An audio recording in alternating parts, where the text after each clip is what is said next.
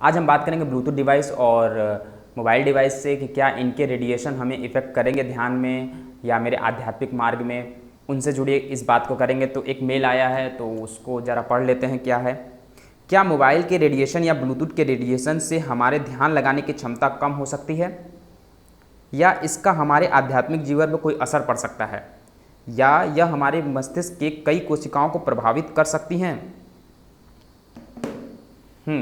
देखिए, ये मस्तिष्क को प्रभावित करने वाली ना विवाद बहुत ही ज़्यादा है चीज़ों को लेकर कि क्या ऐसा होता है, क्या ऐसा नहीं होता है। बहुत से आपको रिसर्च मिल जाएंगे जिसमें बोला जाता है कि होता है, बहुत से ऐसा बोला जाता है कि नहीं, इससे कोई फ़र्क नहीं पड़ने वाला ब्लूटूथ से। खासकर मेरे हिसाब से हर चीज़ का प्रभाव होता है, और जिसका ज़्यादा प्रभाव होता है वो आप पे ज़्यादा असर करेगा, जिसका कम प्रभाव होता है उसका आपका कम असर पड़ेगा। ये तो सिंपल सी बात है। हाँ, हर इंसान का प्रभाव होता है। अगर कोई अच्छा इंसान है वो भी आपके संपर्क में है तो भी उसका प्रभाव होगा आपके लाइफ में। बुरा इंसान है तब भी आपके जीवन में उसका प्रभाव होगा। तो मोबाइल और ब्लूटूथ का भी प्रभाव होगा, क्योंकि उनके अंदर से भी रेडिएशन निकल रहे हैं। ठीक है, उनके अंदर से भी किरणें निकल रही हैं जो आपके शरीर पर अनुकूल प्रभाव तो नहीं डालेंगे, क्योंकि ये नेचुरल चीज़ है नहीं। ठीक है, तो कितने हद तक ये आपके शरीर पर प्रभाव डालती है ये तो आपको खुद से ढूंढना होगा, और क्या आपके शरीर पर इसका इफेक्ट पड़ रहा है ये आपको खुद से अनुभव करना होगा। लेकिन एक चीज़ है, क्या इसका ध्यान लगाने में कोई फ़र्क पड़ेगा आध्यात्मिक जीवन में? मेरे अनुसार जो ध्यान की तरंग होती है ना, देखिए सब तरंगे अलग अलग तरह की होती है ना। मोबाइल की तरंग अलग है, रेडियो तरंग अलग है, तो अलग अलग तरंगे होती हैं जो कि अलग अलग वेव में काम करती हैं, यानी अलग अलग उनकी वेव्स होती हैं। लेकिन जो ध्यान की तरंग है ना वो सबसे ज़्यादा पावरफुल है। ठीक है, अभी बहुत लोग ऐसा सोच रहे होंगे कि ऐसा वैसा कि ध्यान का तरंग सबसे ज़्यादा पावरफुल कैसे हो सकता है, रेडियो एक्टिव तरंगे हैं तो पता नहीं कैसा कैसा तरंग है, ध्यान की तरंग कैसे सबसे ज़्यादा पावरफुल हो सकती है? हाँ है, बहुत ज़्यादा वो पावरफुल है। अगर वो तरंग आपके अंदर है, अगर वो पावर आपके अंदर है, तो फिर आप ये रेडियो एक्टिव तरंग हो या फिर आपका मोबाइल डिवाइस हो, ये आपको इफेक्ट नहीं करेगा। इनफैक्ट आप उन पर इफेक्ट कर देंगे। आपने ऐसा कई बार देखा होगा कि घर की लाइट बंद होने लगती है, जलने लगती है, मतलब ऐसा होता है तो लोग बोलते भूत आ गया या ऐसा कुछ। आपने देखा होगा कैमरा, जब भूत आता है तो कैमरा फ्लक्चुएट करने लगता है, ऐसा कुछ होता है ना। अच्छा, मान लो कि ऐसा नहीं भी होता है, लेकिन जब ये लोग आते हैं या ऐसा कुछ होता है तो क्यों बिजली चमकने लगती है? किसके दिमाग में ये आइडिया है कि बिजली या फिर बल्ब जलने बुझने लगा और मोबाइल डिवाइस इफेक्टेड होने लगा? ये किसी के मन में आइडिया आया हो चाहे ना आया हो, लेकिन ये इफ़ेक्ट करता है और हर जगह ही करता है। अगर देखोगे, कभी आप इस चीज़ को ट्राई करके देखना कि आप ना सिर्फ अपनी मन की ऊर्जा से, अपने मोबाइल को तो नहीं, किसी ऐसे डिवाइस को करो जो सस्ता हो, और आप उसे अपने मन की ऊर्जा से आप प्रतिदिन बोलो कि तुम खराब हो जाओगे, खराब हो जाओगे, नॉर्मल ऐसे खराब हो जाओगे, खराब हो जाओगे, खराब हो जाओगे।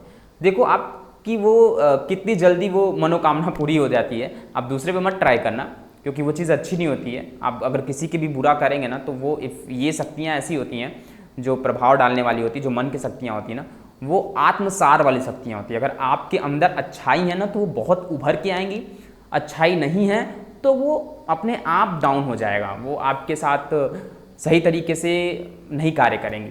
ठीक है, तो अगर आपको ये ट्राई करना है तो आप करके देख सकते हो। और अच्छा, इसका एक बहुत ही अच्छा लोग एग्जाम्पल प्रस्तुत करते हैं कि दो पानी अलग अलग जगह रखते हैं। एक पानी को बोलते हैं तुम खराब हो जाओ, एक पानी को बोलते हैं तुम शुद्ध हो जाओ। हाँ, तो एक पानी जो खराब बोलते हैं तो पानी खराब हो जाता है। ऐसा बहुत लोग प्रैक्टिकल कर चुके हैं और आप भी कर सकते हैं। अगर आप नहीं जानते हैं तो आप दो पानी रख लो, ठीक है। एक पानी को बहुत बुरा भला बोलो कि तुम खराब हो जाओ, तुम बेकार हो, तुम अच्छे नहीं हो, और दूसरे पानी को आप अच्छा बोलो कि तुम बहुत अच्छे हो, तुम्हारे साथ बहुत अच्छा हो रहा है। पानी का जो TDS वाली मशीन आती है ना, आप उसको देखो, दोनों पानी को 15 दिन बाद, 15 दिन तक आप दोनों को बोलते रहो, देखो कितना फर्क पड़ता है। दोनों पानी आप एक ही जगह से भरे रहेंगे, लेकिन एक का TDS बहुत हाई रहेगा और एक का TDS बहुत ही लो रहेगा, मतलब अच्छा रहेगा।